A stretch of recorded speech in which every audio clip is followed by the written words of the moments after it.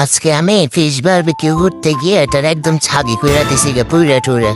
এই যে চলো তোমাদেরকে দেখাচ্ছি কিভাবে বানাবো এটা।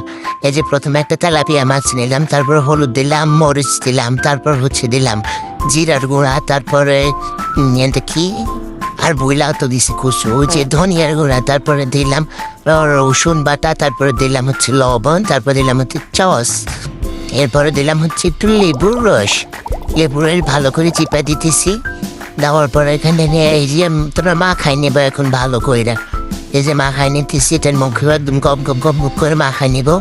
ভালো করে মাখা নিতে হবে, তাহলে টেস্টি বেশি হবে। তারপর এটা ঢাকনা দিয়ে 1 ঘন্টার জন্য রেখে দিব রেস্টে। তারপরে এই যে 1 ঘন্টা পর এখন চুলার মধ্যে কড়াই বসে আর এখানে দিয়ে দেবো সরিষার তেল। সরিষার তেল দেওয়ার পর এখানে এখন ওই যে আগে থেকে ম্যারিনেট করা মাছটা দিয়ে দিলাম। তারপর ওই যে মশলা যেটুকু আছে ওইটুকু করে দিয়ে দিলাম। এখানে আমার ভুলটা হচ্ছে গিয়ে ওই যে কড়াইটা এটার মধ্যে হচ্ছে যে তরকারি রান্না করে, বাট আমি এটার মধ্যে মাছটা বসাই দিলাম, এই জন্যে মাছটা ঠিক মতো পারফেক্ট মতন হয় নাই। এই যে দেখো এখন উঠাইতে গিয়ে এটা একদম মানে ছিলে টিলে অবস্থা খারাপ। এই জন্য আমি ভিডিওটা অফ করে দিলাম। দূর কষু, এই যে দেখো কষু বানাইছি আজকে, মুডটাই খারাপ হয়ে গেছে। তারপর টেস্টটা একদম মানে হাই লেভেলের, অনেক মজা ছিল। টাটা।